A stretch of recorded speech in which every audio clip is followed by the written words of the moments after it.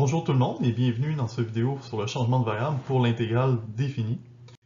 Donc dans cette courte présentation, nous verrons comment utiliser efficacement la technique de changement de variable pour une intégrale définie, donc une intégrale avec des bornes.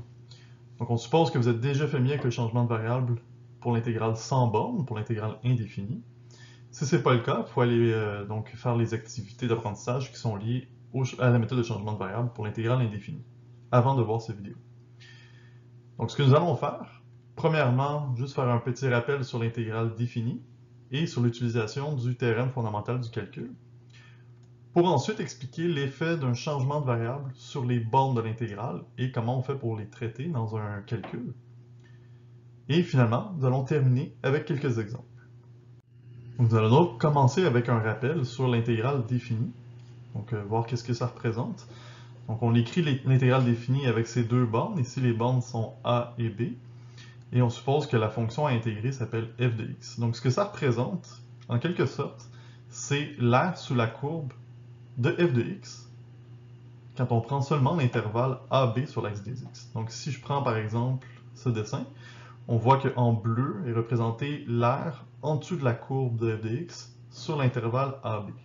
Il faut juste faire attention, comme on a déjà vu en classe, l'intégrale définie n'est pas exactement la même chose qu'une aire, parce que contrairement à l'aire en géométrie, l'intégrale définie peut être négative. Donc si jamais par exemple la courbe avait été en dessous de l'axe, à ce moment-là, l'aire aurait été négative. Et si jamais la courbe croise l'axe des x plusieurs fois, mais là à ce moment-là, l'intégrale définie pourrait être négative, positive ou voire nulle. Donc c'est pas exactement la même chose qu'une aire en géométrie qui, elle, est bien sûr toujours positive. Mais dans le cas d'une courbe qui est toujours au-dessus de l'axe des x, comme c'est le cas ici, l'aire en géométrie ou l'intégrale définie reviennent exactement au même. Donc c'est quand même une bonne manière de le visualiser. Okay? Donc on met ça de côté et on va regarder maintenant le théorème fondamental du calcul. Le théorème fondamental du calcul nous dit dans un cas très particulier comment calculer cette aire-là ou comment calculer l'intégrale définie. Donc c'est un cas particulier parce que ça fonctionne seulement si la fonction f est continue sur l'intervalle AB, l'intervalle AB étant donné par les bornes de l'intégrale. Et ça suppose aussi qu'on connaît une primitive de f, c'est-à-dire qu'on connaît une fonction grand F, que lorsqu'on la dérive, ça nous donne notre fonction f de x. Donc dans ce cas-là, donc pour nous, dans nos exercices, on va toujours supposer que la fonction est continue sur AB, donc ça on n'aura pas besoin de vérifier à chaque fois. Par contre, ce qui va nous intéresser, c'est comment trouver une primitive de la fonction f de x. Mais bon, si nous avons une primitive, le théorème fondamental du calcul nous dit que l'intégrale entre a et b de f de x dx, c'est égal à grand F de b moins grand F de a. Donc une fois qu'on connaît la primitive grand F, il s'agit seulement de l'évaluer en b et en a et de soustraire les deux résultats. Pour faciliter un peu les notations, on va souvent utiliser ce symbole-là. Donc pour exprimer f de b moins f de a, on va plutôt écrire f de x, et on va tout simplement mettre une barre verticale à côté de la fonction f de x, à droite de la fonction f de x, et on va mettre les bornes a et b en haut et en bas de cette droite verticale. Donc si vous permettez, on va juste illustrer rapidement le théorème fondamental du calcul par un exemple. Donc supposons qu'on veut intégrer la fonction x à la 3 moins 4x entre les bornes 1 et 2. Donc d'après le théorème fondamental du calcul, la première chose à faire est de trouver une primitive à la fonction x à la 3 moins 4x. Donc si on prend chacun des morceaux séparément, donc le x à la 3 et ensuite le moins 4x, chacun est tout simplement une puissance de x, donc on va utiliser la formule pour les puissances de x, donc comment trouver une primitive de x à la n. Je vous rappelle que l'intégrale d'une puissance x à la n dx, c'est tout simplement x à la n plus 1. Donc ça veut dire qu'il faut additionner 1 à l'exposant et diviser par ce résultat-là, donc diviser par n plus 1. Plus une constante d'intégration. Okay? Mais ici, la constante d'intégration ne nous intéressera pas, parce que ce qu'on veut, c'est juste trouver une seule primitive pour pouvoir utiliser le théorème fondamental du calcul. Donc par exemple, pour le x à la 3, une primitive, ce serait x à la 4 sur 4. Et pour le x dans moins 4x, ce serait x à la 2 sur 2. Donc une primitive serait x à la 4 sur 4 moins 4 fois x à la 2 sur 2. Cette fonction-là, on va devoir l'évaluer en 2, puis en 1, et ensuite soustraire. Donc avant de faire ça, juste peut-être simplifier au moins le 4 et le 2. On voit ici que le 4 peut être divisé par 2, et donc il va rester 2. Donc ça fait x à la 4 sur 4, moins 2x2. Maintenant, je vais faire ce que j'ai dit tout à l'heure, je vais remplacer les x par 2, je vais remplacer les x par 1, et soustraire les deux résultats. Donc dans la première parenthèse, on voit ce qui se passe quand on remplace x par 2, et dans le deuxième, c'est la même fonction, mais cette fois-ci avec le x qui est remplacé par 1. On peut faire des simplifications, mettre son dénominateur commun, etc., etc. Ça donne à la fin moins 9 quarts. Okay, donc on voit, ça c'est une bonne illustration en même temps, on voit que le résultat peut être négatif. Donc c'est pas exactement comme une arc sur une courbe. Donc ici, on voit que le résultat est négatif. Donc peut-être que la courbe était en dessous de l'axe des x.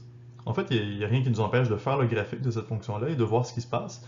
Et en effet, on voit que c'est exactement ça. La courbe sur l'intervalle 1, 2, la courbe qui est en rouge, qui représente y égale x3 moins 4x, qui est la fonction qu'on voulait intégrer au départ, elle se retrouve en effet sous la courbe. Donc ça explique, d'après ce dessin-là, on voit que ça a du sens que l'air qui est en bleu soit négatif, d'après ce que j'ai dit tout à l'heure.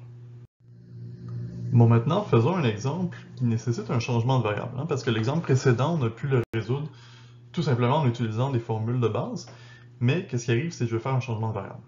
Donc commençons par, juste pour comprendre un peu ce qui se passe, on va commencer par faire un peu ce qu'on avait fait dans l'exemple précédent, c'est-à-dire commencer par trouver une primitive de la fonction qu'on veut intégrer, et ensuite utiliser le théorème fondamental du calcul. Donc, par exemple, nous voulons intégrer la fonction 2x sur x carré plus 1 entre les bornes 0, 2. Celle-ci ne correspond pas à une formule de base, donc il faut utiliser une technique, et la technique qu'on va utiliser, c'est le changement de variable. Puis pour l'exemple, je vous donne déjà le changement de variable qu'il faut faire, c'est le changement suivant. Donc on va poser u comme étant x carré plus 1, et du sera à ce moment-là 2x, 2x. Du, je vous rappelle, c'est juste la dérivée de u fois dx, donc la dérivée de u, c'est 2x. Donc si je veux trouver une primitive, donc vu que ça prend un changement de variable, ça prend une technique, ce que je vais faire, c'est que je vais faire le calcul à part. Okay, donc ici à droite, dans le petit encadré, je vais faire le calcul nécessaire pour trouver une primitive de 2x sur x carré plus 1. Donc je vais intégrer 2x sur x carré plus 1. Là, cette fois-ci, je l'écris comme une intégrale indéfinie parce que je me cherche une primitive. Okay? Et à ce moment-là, je vais juste changer les couleurs pour que ça corresponde bien au changement u et du. Donc le u, on voit que c'est le x carré plus 1 qui est au dénominateur, et le reste, 2x dx, correspond bien au du. Si je fais le remplacement, ça me donne l'intégrale de 1 sur u du. Et là, cette fois-ci, avec cette formulation-là, ça correspond à une formule de base. L'intégrale de 1 sur u, c'est ln de valeur absolue de u plus une constante d'intégration c. On n'oublie pas que u correspond à x carré plus 1, donc si je remplace, ça me donne ln de x carré plus 1 plus une constante c. Encore une fois, je me cherche une primitive. Donc la constante c, on va la poser comme étant 0, et on va l'ignorer, et on va juste prendre l'expression qui nous reste, qui est ln de valeur absolue de x carré plus 1. Celle-ci, c'est ma primitive, donc je vais pouvoir l'utiliser pour faire mon théorème fondamental du calcul. Donc on va amener ça ici, juste pour continuer le calcul, et on va dire que d'après le théorème fondamental du calcul, l'intégrale, c'est ln de x carré plus 1 évalué entre 0 et 2. Donc je remplace x par 2, je remplace x par 0, et je fais la soustraction. Si je remplace par 2, ça donne ln de 5. Si je remplace par 0, ça donne ln de 1. On se souvient aussi que ln de 1, c'est toujours égal à 0. Donc, ce qui me reste au fond, c'est seulement ln de 5. Et donc, le résultat, la réponse, c'est ln de 5. Okay? Donc, on pourrait toujours faire comme ça. Donc, le changement de variable ne change pas grand-chose dans le sens que tout ce qu'on peut faire, c'est trouver la primitive à part et ensuite utiliser le théorème fondamental du calcul comme si de rien n'était. C'est juste un peu long, et c'est clairement pas la manière la plus efficace de faire ça. Okay? Je vais vous montrer une technique qui est beaucoup plus efficace, et c'est celle-ci qu'on va utiliser les prochaines fois quand on va vouloir faire un changement de variable pour une intégrale définie. Donc ça s'appelle le changement des bornes. Donc ce qu'on va faire, c'est qu'on va, pour l'illustrer, je vais réutiliser exactement le même exemple, l'intégrale en 0 et 2 de 2x sur x carré plus 1 dx, avec le même changement de variable, c'est-à-dire u qui est x carré plus 1 et du qui est 2x dx. Mais le changement que je vais faire ici, donc la différence par rapport à tantôt, c'est que je vais le faire directement sans calculer la primitive à part.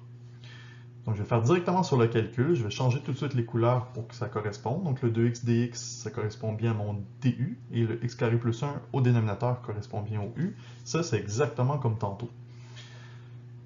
Donc, quand je vais remplacer le 2x dx par du, le x carré plus 1 par u, ça me donne encore l'intégrale de 1 sur u du, sauf que cette fois-ci, ça me prend des bornes, parce que là, on est en train de faire une intégrale définie. Je ne suis pas en train de chercher seulement la primitive. Donc, je dois changer les bornes 0 et 2 pour que ça corresponde ici. Pour faire ça, c'est assez simple. Tout ce qu'on va faire, c'est prendre chacune des bornes. Donc, par exemple, je vais prendre la borne 0 pour commencer. Et je vais aller la mettre dans l'expression qui me donne mon changement de variable.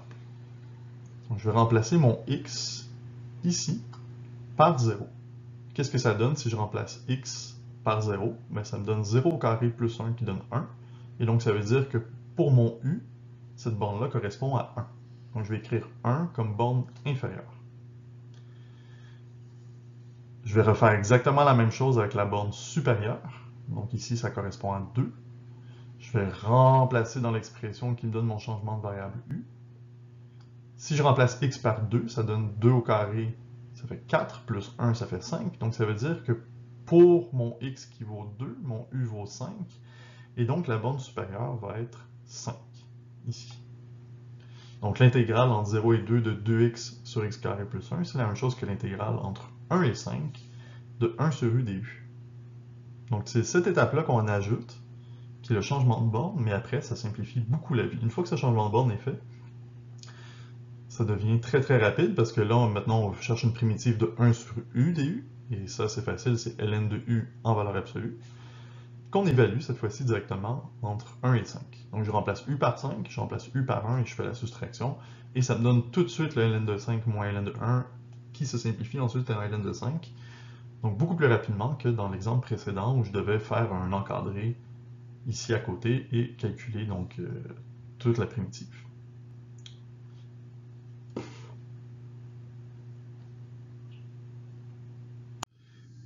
Nous allons maintenant faire quelques autres exemples pour mieux illustrer la méthode du changement de borne. Le premier exemple qu'on va voir ensemble, c'est l'intégrale de x fois cosinus de x carré fois dx entre 0 et racine de pi. Donc vous pouvez pauser la vidéo à ce moment-ci et essayer de le faire par vous-même, et ensuite comparer avec ma solution. Donc pour faire cette intégrale, nous devons faire le changement de variable suivant. Nous allons poser u comme étant x au carré, ce qui donne que du est d 2x fois dx. Donc ça, c'est un exemple où il va falloir faire un ajustement de constance, parce qu'il n'y a pas la constante 2 qui apparaît dans l'intégrale directement. Donc on veut rajouter un 2 vis-à-vis le x, et donc ça va faire apparaître un 1,5 devant l'intégrale. J'ai aussi changé les couleurs pour qu'on voit exactement qu'est-ce que je vais remplacer dans l'étape suivante. Donc le x carré va être remplacé par u, et le 2x dx par du. On fait le remplacement, ça donne 1,5 fois l'intégrale de cosinus de u du. C'est vraiment important de ne pas oublier, vu que c'est une intégrale définie, c'est à cette étape-ci qu'on doit changer les bornes.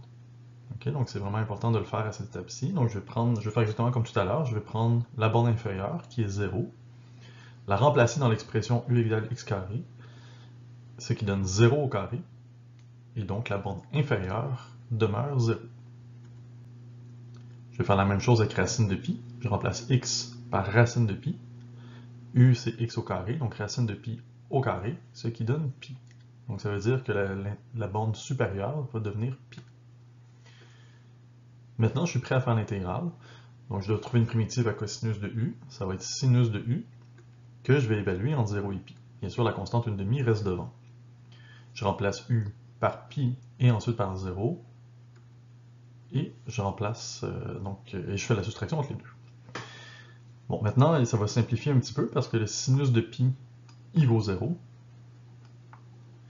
Et le sinus de 0, c'est aussi 0. Donc ça fait 0 moins 0 qui fait 0, 1,5 fois 0, ça fait 0, et donc la réponse, c'est 0. Deuxième exemple. Pour cet exemple, on va faire l'intégrale de cosinus de x sur sinus de x plus 5 au carré, entre 0 et pi sur 2. Donc comme tout à l'heure, vous pouvez pauser la vidéo à ce moment-ci, essayer de le faire par vous-même, et ensuite vérifier avec moi si vous avez la bonne solution. Pour cette intégrale-là, la difficulté, c'est d'essayer de poser le bon changement de variable pour pouvoir simplifier l'intégrante. Le changement de variable qu'il faut faire, c'est celui-là. Donc on pose u comme sinus de x plus 5, ce qui force du à être cosinus de x dx. C'est parfait parce que cosinus de x dx apparaît aussi dans l'intégrale. Donc on va juste changer les couleurs encore une fois pour qu'on voit bien ce qu'on remplace. Le sinus de x plus 5 devient u, le cosinus de x dx devient du. Si je fais le remplacement, ça donne ça, donc 1 sur u carré fois du. C'est à cette étape-ci que j'ai fait le changement de variable, donc c'est à cette étape-ci aussi que je dois faire le changement de borne.